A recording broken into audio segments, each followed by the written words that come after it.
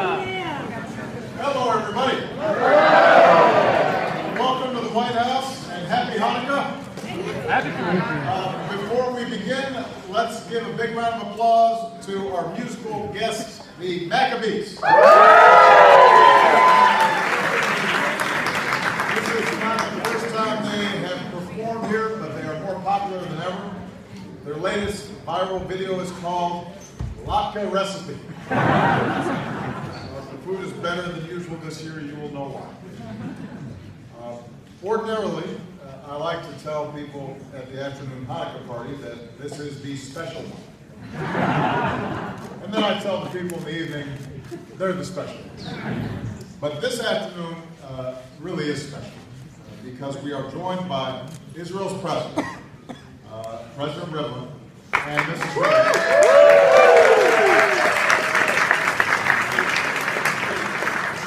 Earlier today we had an excellent meeting where we reaffirmed the unbreakable bond between the United States and Israel. President Rivlin is a strong voice for equal treatment of all citizens of Israel. Yes. And greater understanding between Israelis and Palestinians. I was deeply moved by his expressions of commitment to equality and justice.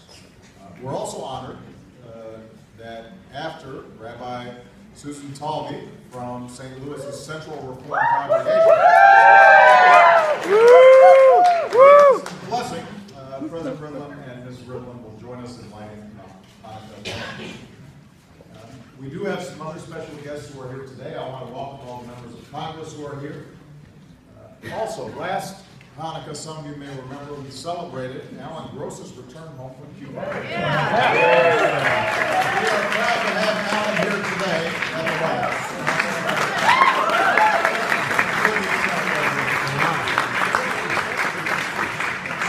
All of us come together, along with Jews around the world, to celebrate a band of Maccabees who inspire us even today. They were outnumbered, they were out-armed, and yet they proved that freedom can prevail over tyranny. Hope can triumph over despair. Light can prevail over darkness. That sounds like a description of the new Star Wars movie. But this one happened a little earlier. The light from one day's worth of oil has lasted not just for 8 days, but for more than 2,000 years. The Maccabee sense of faith, and courage, and righteousness continue to animate the Jewish community even now. It's no accident that when we're called out to speak on behalf of refugees or against religious persecution, American Jews remember what it was like to be a stranger, and they're leading the way. And even as we draw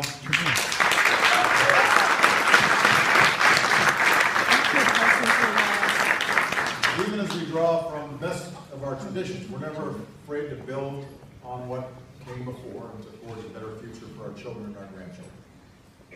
And that's certainly the story of the menorah that we light this afternoon. Zaid Rabban was born in Poland, studied in Munich, Paris, and Brussels before integrating to what would become the State of Israel.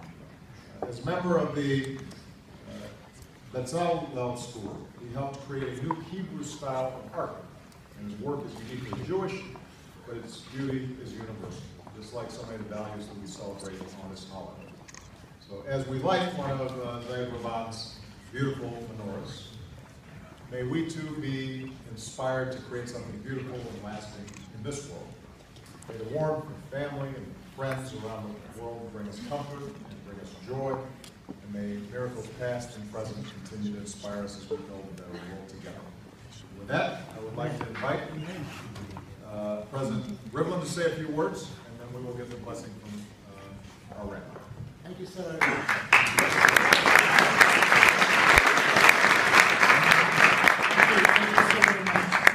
President Obama, Barack, and First Lady Michelle, thank you. Thank you for honoring and hosting my wife, Nechama, and me, and all the guests from Israel to celebrate Hanukkah with you. This is my 75th Hanukkah. I remember nearly all of them. I love all of them. But this one is for sure a little different. It is not easy to be away from your family, from our children and our grandchildren, to be away from Israel, or from the wonderful city of Jerusalem, especially at Hanukkah. But they told me that the latkes and the donuts would be worth coming all the way, so here we are.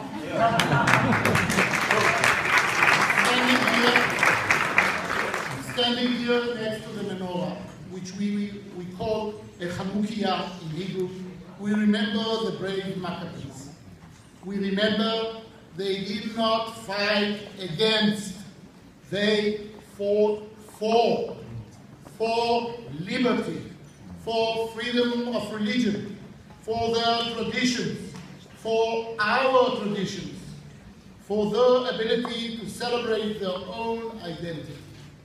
Hanukkah is the holiday of spiritual activism. It is a holiday which represents the spirit of human being, created equally in the image of God. Today, we see around the world terrible crimes and the danger to humanity, caused a lack of respect, freedom of faith, freedom of religion. Each time of Hanukkah, we add a new light to the menorah. Rabbi Abraham Heschel, one of the best friends of Martin Luther King, wrote in his book, Insecurity of Freedom, that people usually follow the path of regression. They begin high and fall down. But instead, we should be like the Hanukkah candles and follow the path of progression. He said that the people will have the strength to ascend if the leader himself continues to rise. Today, we are all looking for strong and clear moral leadership of the kind of you represent, President Obama.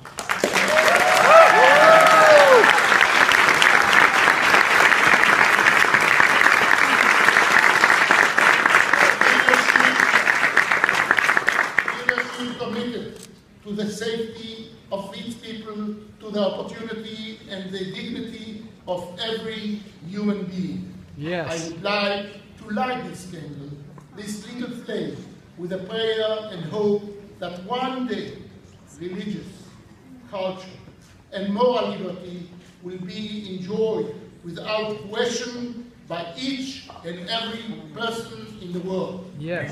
Amen.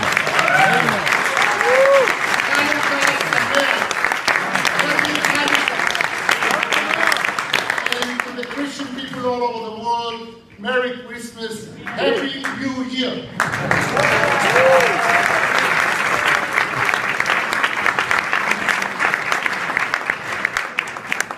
Obrigado.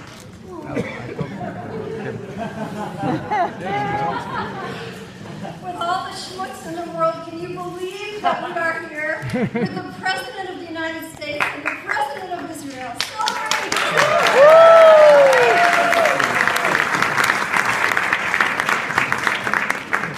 And I know we bring many people here with us, each and every one of us. I stand here today for my 90-year-old father, whose parents led the Ottoman Empire. And as they passed by Lady Liberty, they planted within us the promise that the gates of this nation would stay open for all immigrants. My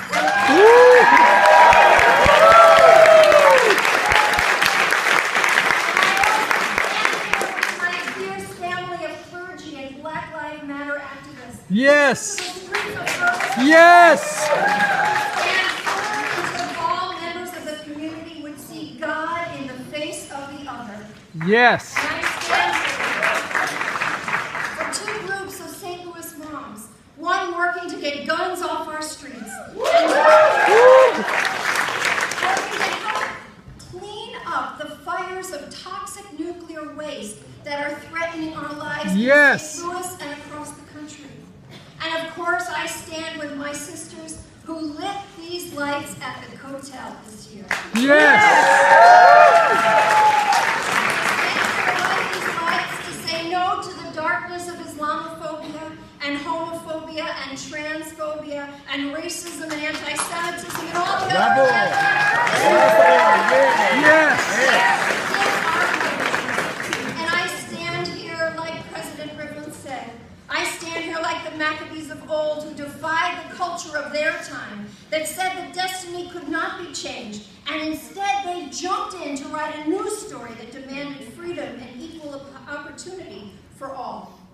And today, friends, we stand with the President of the United States and the President of Israel, who today stand together in this critical moment in history when we must do everything to ensure security for Israelis and justice for Palestinians. Yes. As allies committed Yes. to a lasting peace for all people. Yes. Yes.